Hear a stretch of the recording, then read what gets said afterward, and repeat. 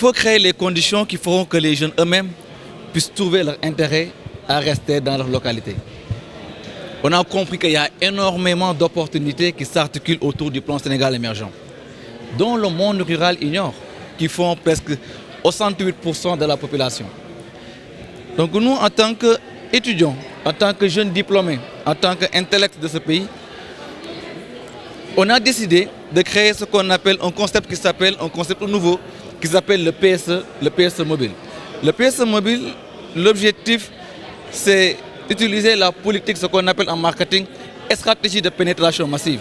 Aller vers le monde rural, parler encore une fois avec les jeunes et les femmes qui sont dans le monde rural, leur expliquer tous les secteurs et toutes les opportunités, encore une fois, qui s'articulent autour du plan Sénégal émergent, et essayer de leur faire comprendre comment faire pour y bénéficier.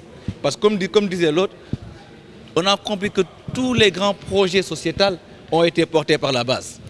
La jeunesse qui sont les bâtisseurs, encore une fois, de tout développement. Si aujourd'hui on veut que la jeunesse puisse apporter sa valeur ajoutée pour le développement, encore une fois, du Sénégal, pour l'émergence de ce pays, il faut des préalables. Les préalables, c'est quoi? C'est il faut informer ces jeunes. Les préalables, c'est quoi? C'est de leur expliquer les contours, les tenants et les aboutissants pour que tous les Sénégalais puissent être dans la même longueur d'onde.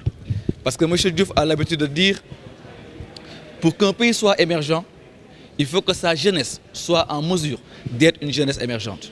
Et c'est quoi une jeunesse émergente? C'est une jeunesse qui a la capacité, encore une fois, la capacité managériale, les capacités techniques, mais encore une fois, d'accepter de faire taire ses intérêts crypto-personnels pour l'intérêt général. C'est ce qu'il y a aujourd'hui. C'est pourquoi aujourd'hui on a organisé le lancement du PSE mobile, dont la caravane va commencer en mois d'octobre, encore une fois. Après juste cette activité, on va dans toutes les maisons, encore une fois, religieuses, Touba, Tiwawan, chez les Lions, etc. L'objectif, c'est de faire comprendre à tout un chacun que le plan Sénégal émergent doit être considéré comme une cause nationale.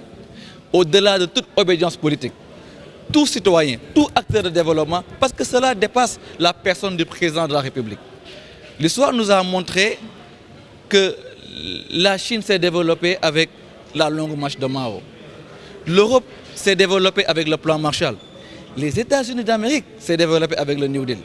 L'Afrique en général, à l'image du Sénégal, on a aujourd'hui notre plan. Notre génération a eu la chance d'avoir un plan. C'est à nous d'accompagner ce plan et d'inviter à tous les Sénégalais pour qu'on puisse travailler ensemble, pas pour nous, mais pour l'avenir de nos enfants.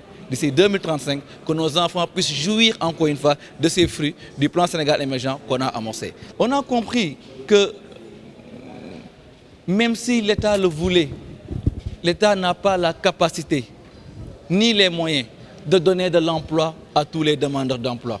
Parce qu'il faut le dire que le Sénégal est un pays en voie de développement. Chaque année, on a plus de 300 000 demandeurs d'emploi. L'emploi salarié ne fait que 15% de la population. Donc l'entrepreneuriat n'est plus une alternative, mais l'entrepreneuriat est la solution. De ce point de vue, il faut faire comprendre psychologiquement à ces jeunes demandeurs d'emploi que l'entrepreneuriat est la solution. Mais c'est bien beau de dire à ces jeunes qu'il faut entreprendre. Car il y a des préalables. Les préalables, c'est de les former, de les octroyer une bonne formation, de les informer, mais aussi de préparer encore une fois avec eux des bailleurs qui pourront financer leur projet.